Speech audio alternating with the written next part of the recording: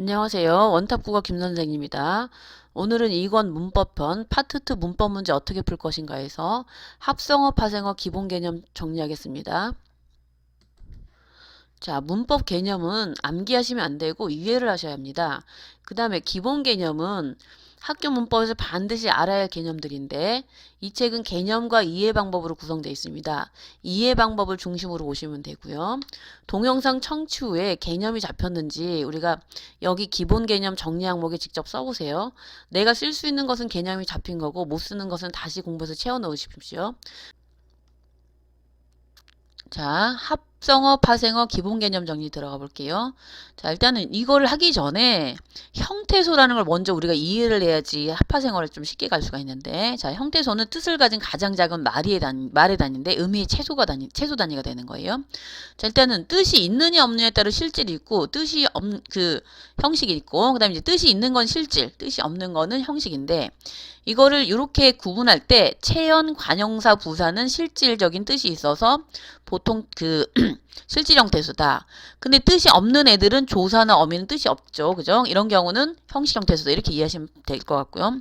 자립성 유무라는 건 자기 혼자 쓸 수 있느냐 없느냐에 따라서 어떻게 자립 형태수가 있고 의존 형태수가 있는데 예를 들면 얘네는 조사나 어미는 누군가가 필요하겠지. 그러니까 이런 애들은 의존이다. 이렇게 이제 이해하시면 되는데 일단 형태소를 품사별로 구분하고 정리를 해줘요. 생각보다 얘가 어려운 개념에 속하는데 이거를 구분 못 하시면은 매번 어떤 예문이 나와도 우리가 헷갈리고 멘붕이 날 수밖에 없다라는 거죠. 자, 그럼 일단은 볼게요. 실질은 뜻이 있는 건데 체연, 그죠? 얘네는 체연, 수식어, 독립어, 용언 이런 자, 용언의 어간이죠. 그죠? 자, 예쁘다에서 예쁘까지가 어간이 되는 거잖아요. 그러니까 그 부분은 뜻이 있으니까 실질이 된다. 이렇게 이해하시면 되는 거고. 자, 형식은 뜻이 없는 거죠. 그러니까 용언의 어간, 어미, 조사. 그죠?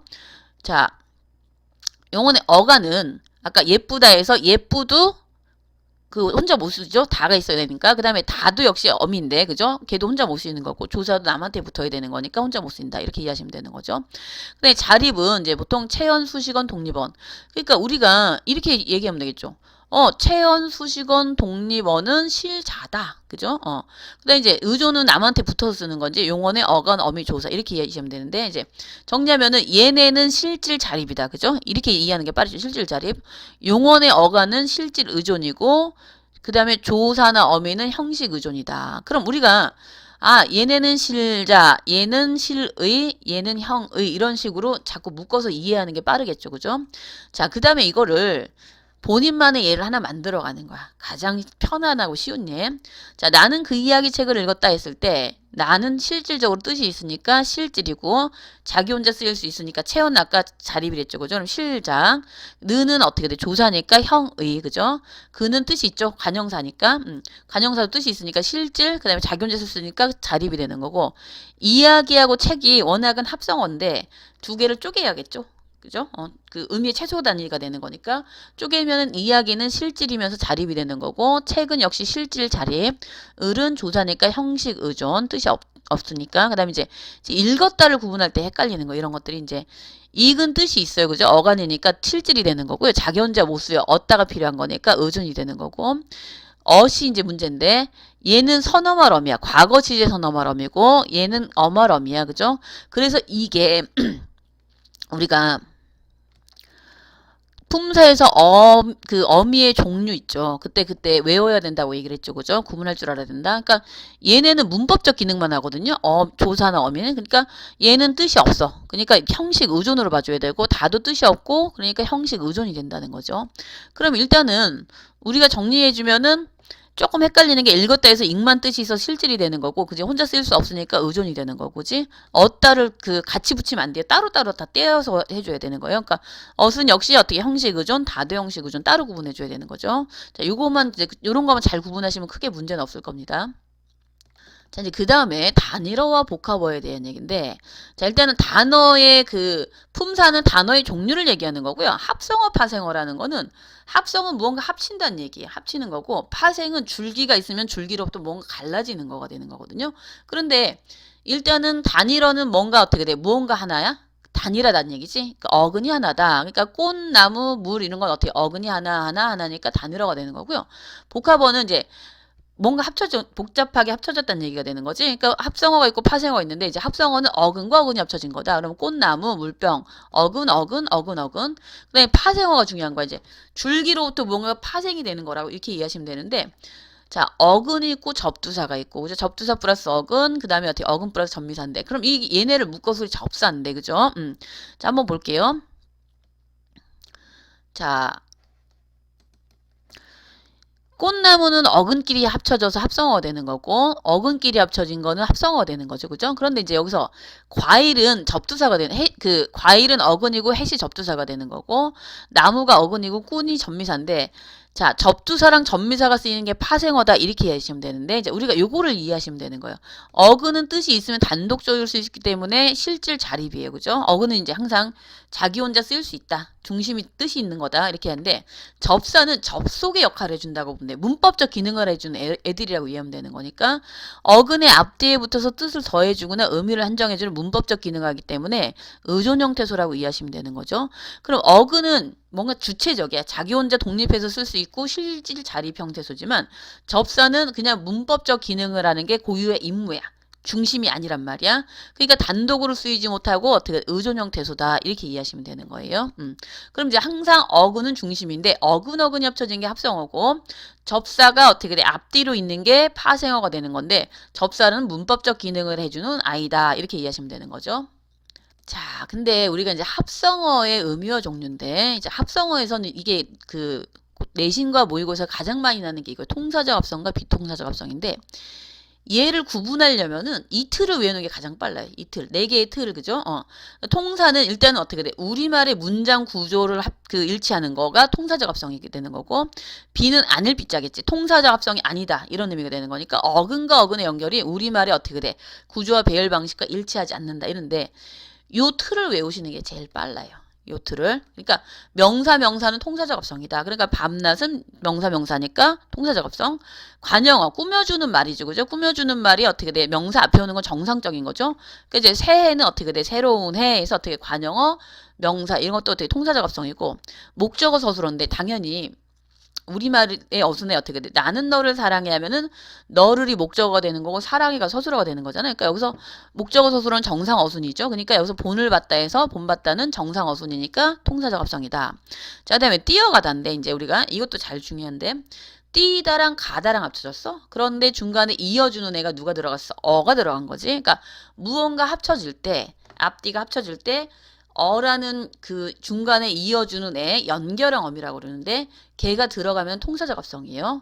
자, 그럼 볼게. 용언의 어감 플러스 연결형 어미 그다음에 용언 이렇게 되는 거잖아요. 근데 얘는 보세요. 높고 푸르단데 높다 푸르단데 용언의 어간 플러스 그냥 용언이 바로 합쳐진 거잖아. 그럼 연결형 어미가 있다 없다? 없으니까 얘는 비통사적 합성이다. 아, 그럼 용언의 어간에서 연결형 어미가 있는 거가 통사적 합성, 없는 거는 비통사적 합성.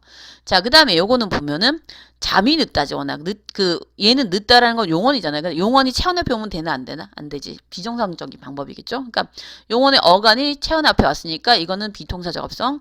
그 다음에 부술부술 그럼 어떻게 돼? 이건 의성어나 의태어를 의성부사 의태부사라는데 역시 부사가 누구 앞에 왔어? 체온 앞에 왔어. 그럼 돼? 안 돼? 안 되겠지? 그러니까 이런 경우도 비통사적 합성이 된다. 그럼 용언의 어간 플러스 명사나 아니면 부사 플러스 명사 그 다음에 용언의 어간 용언이 바로 합쳐진 경우가 어떻게 비통사적 합성이다.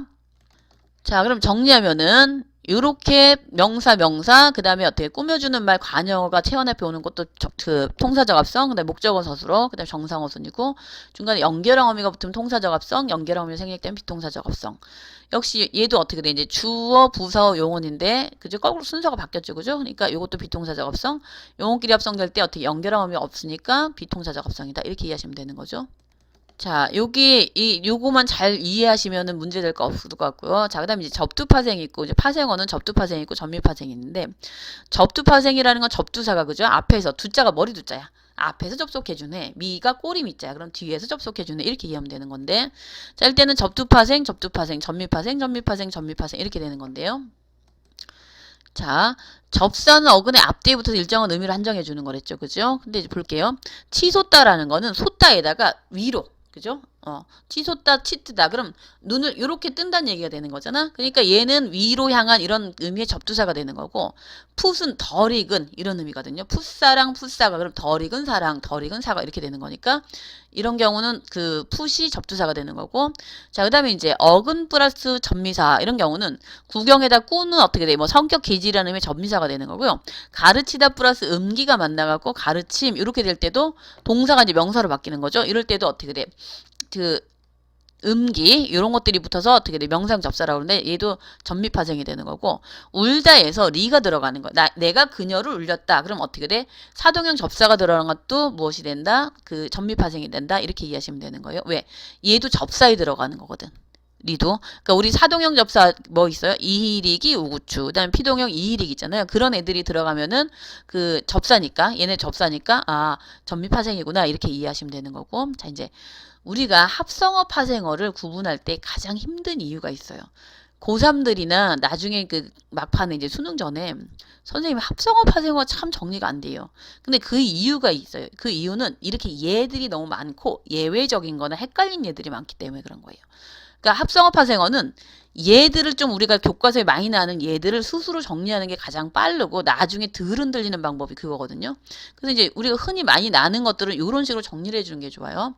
나름식 날고기는 말리거나 익히거나 가공하지 않다 이런 의미고, 풋이 덜 익은 서익은, 그 다음에 이제 거듭하다 덧하다 그 덧니 덧버선, 근데 아무것도 없는 맨몸 맨발 맨밥 이런 식으로. 그 다음에 이제 겉을 이게 이제 중요한 건데, 겉을 덮어 싼 것이나 딸린 것을 제거한데 우리가 알밤을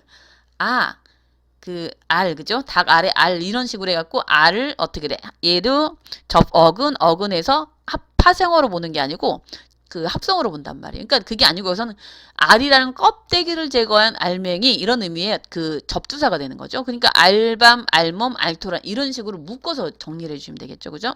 그럼 이제 그 합성어가 아니고 무엇이다? 얘는 알밤은 파생어다 이렇게 이해가 되는 거고.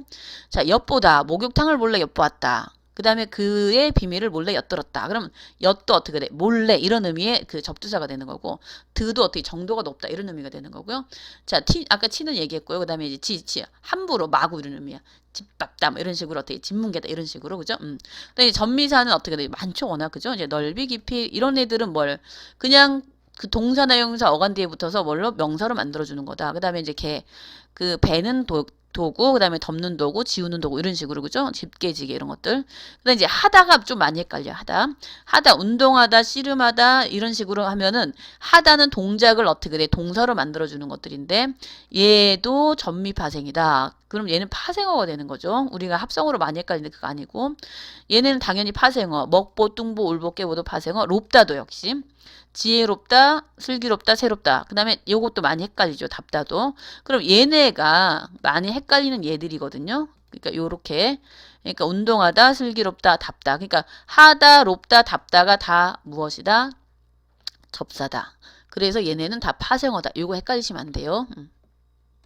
자, 합성어, 파생어 그 기본 개념 정리 마치겠습니다. 감사합니다.